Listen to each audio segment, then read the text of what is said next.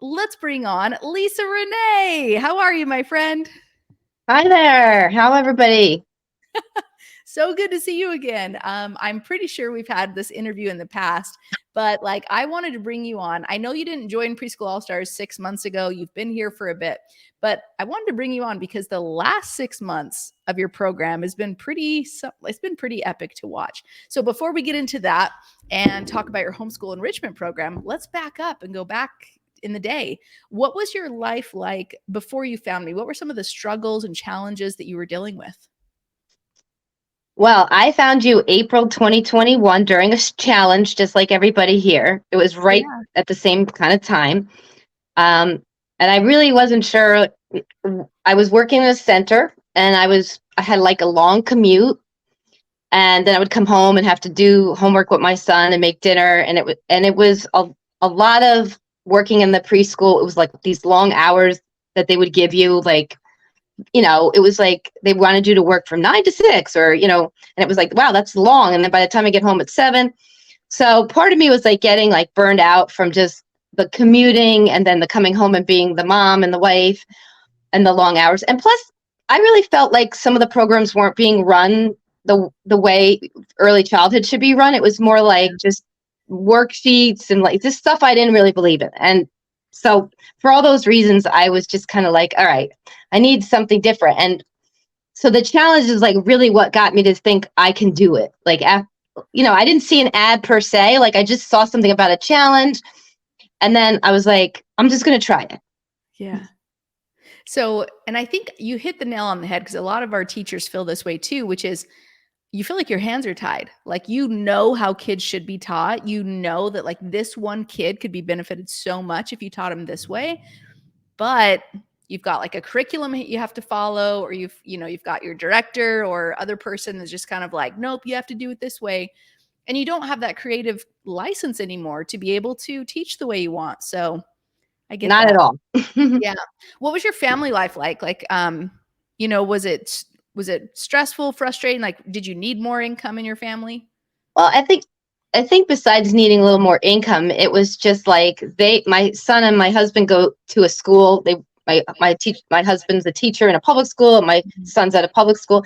So we didn't have the same breaks, so we could never do anything together. So they'd be home, but I'd be working. Like so that was like really frustrating for my family because they'd want to go somewhere, and I'm like, sorry, I'm working and I don't have any more time off, or I didn't get hardly any personal days or vacation days, even after I'd been at a center for 5 years. So Wow. yeah, it was a little stressful in that department. Yeah. And I think too, the idea of being able to create your own schedule, right, that works with your family, and that's So now amazing. I follow their schedule for my breaks, Yes. and it's great because the April break, I felt really guilty taking the April break this year, and I was like, oh, what if my parents get angry that I'm going to take 5 days off, Yeah. And nobody cared. It was fine. Because they want a break too. They're like, oh, thank you. That's where we'll take our vacation. That's what they do. They look at the calendar. They're like, cool, we'll take the vacation right there too. So y'all are on vacation together. I love that. Okay, so let's now circle in. So you found me somehow April 2021 with the challenge.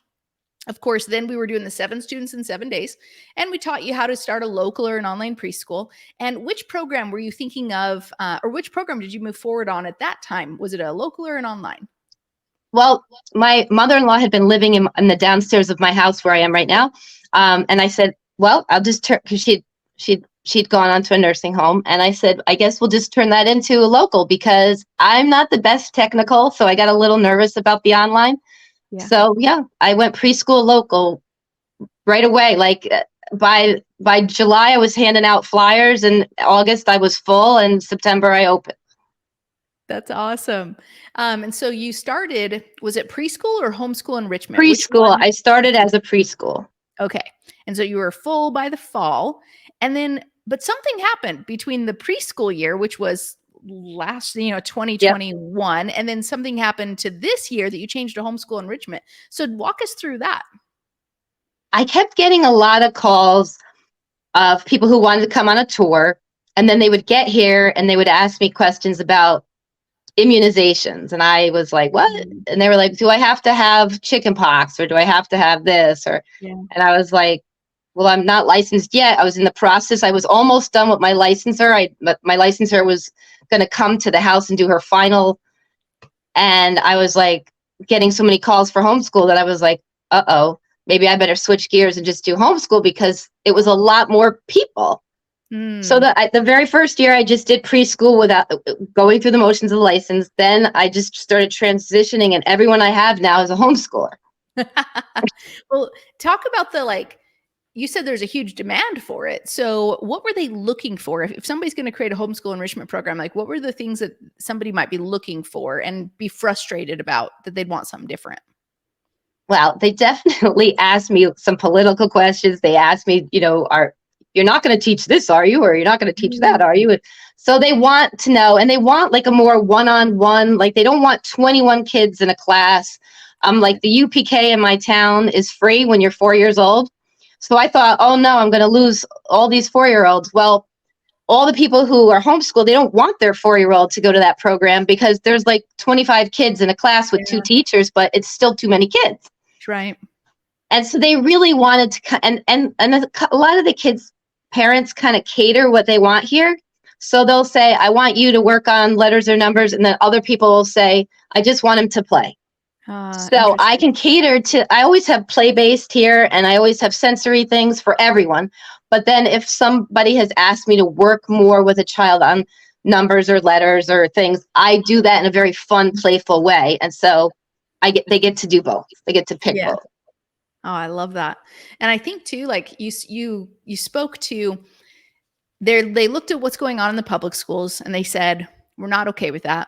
No. And then they looked at the class sizes. They said, we want more, one-on-one, more small group, more personalization for our child. Really, I mean, every mom out there, I'm sure, wants like her child to have the best experience possible. And I love that you're able to personalize everything so much. So how many students do you have in your homeschool enrichment class? They're never in one day, but I have 17 families. So okay. I have 4 in the morning, sometimes 5, and 4 in the afternoon. Got it. Okay. And so you've got, is it 2 different sessions?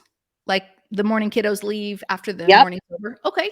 Like awesome. 9 to 11:30, they go home, and then I have a quick break, because I tried to do your model where there was like only 15 minutes, and I couldn't do it. I needed time to like reset the tables and eat something. Right. So I have a little more of a break, not that much. And then I start again at 12:30 to 3. Love that. Okay. And then I've got the morning session, the afternoon. Just pretty much everybody go 5 days a week? No. Oh, okay. I tried to stick it really like no 1 days, but I still get some people who are in other homeschool co-ops that want 1 day. So I let it happen. Yeah. But I have mostly 4 days and 3, 4 and 3 days. That's awesome. Well, now tell us about what your life is like now. Obviously, before you couldn't, have the same time off as your family. You hardly saw them because everybody had different schedules. You definitely couldn't teach the way that you knew the kiddos learned best. What's your life like now? Well, what I love is that I drink all my water in the morning, and I get dressed, put my makeup on, and I just walk down the stairs. That's like my number one favorite thing. Besides making more income, I was able to get my first car for the first time myself. Like that was a big deal. So besides like the monetary part and the being able to teach what I want to teach, it's loving that I just walk downstairs. Yeah. It really is great, because I don't like commuting. I don't like driving. I don't like wasting gas and mileage on my car. So that's been my favorite part. And my son's been sick a couple times because he has a condition. So I was able to just change the schedule, and I give parents makeup days for things like that. And so that's been really easy, and I haven't had to really worry about that, because when I was in a school system, I had to really worry about how many personal days I took. Right. And then today I got to make focaccia bread with everyone, and it was so exciting because at the last center I worked at, we weren't allowed to ever do anything with food. Yeah. So it was great. Well, that's the thing. It's like, as a boss, like you are the boss, you can make up any rule that you want. And your parents seem like they just absolutely love you. And I love how it's flexible, where if you need to take off time, you can. If your son gets sick, things like that. That's awesome. Let me ask you this. What does your husband think of your program? Well, when I met you, and I was doing the challenge and I was coming up with these ideas, he was just like, I want to see the proof. I want to see the research. I want to see the numbers, you know. So then I asked you privately quickly. So, and you gave me like just what he needed. And then he looked at all the numbers about if you came 2 days, you would make this much, if, you know, and he was like, oh, all right, well then let's try it. So he's been really happy. I mean, in the very beginning, it was hard because he has a beautiful garden in the backyard. And he was kind of afraid the kids were going to trample all over it. And so in the very beginning, he was nervous, but he's beyond that now. And so he really likes it. He comes down here once in a while when I'm upstairs doing something, and he'll come up and say, your school is really nice. Oh, I love that. So now your homeschool is in the basement of your home? It's like, it's not my actual basement, but it is on the bottom floor that goes into my garage. I don't use my garage for the school, but it's a big bedroom and this big room that we're in. And then there's a small little, what was a kitchen. And then we go right outside. Awesome. Well, that's phenomenal. And LisaRenee, we've loved having you in Preschool All Stars. You're always like a bright, happy presence in there and always bring in your energy. We love it. So if there was anyone who was sitting on the fence wondering, you know, should I join Preschool All Stars? What would you say to them? I honestly, because of my learning disabilities and my anxiety, I couldn't have done the program if I only just bought like Preschool in the Box or something. I'm a kind of person that has to ask a question like right away, and then I can get an answer so quickly. So I would say all that like camaraderie and the positivity and the cheerleading has helped me. So I would say to a person, just take a leap of faith. Like it, just go for it. If this is something that you think you're good at, you've done it before, you love kids, then just go for it and go for it all. Yeah. And then give it some time. And then if you really don't care for it, then fine. But at least just jump off. Like that's because look at me. I mean, I had a lot of hurdles with my learning disability, and I can't even believe I own a business because of that. So if I can do it, you can do it. Yes, you did it. I love that. Well, LisaRenee, we're so proud of you, and we'll talk to you soon. Okay. All right. Bye. See you.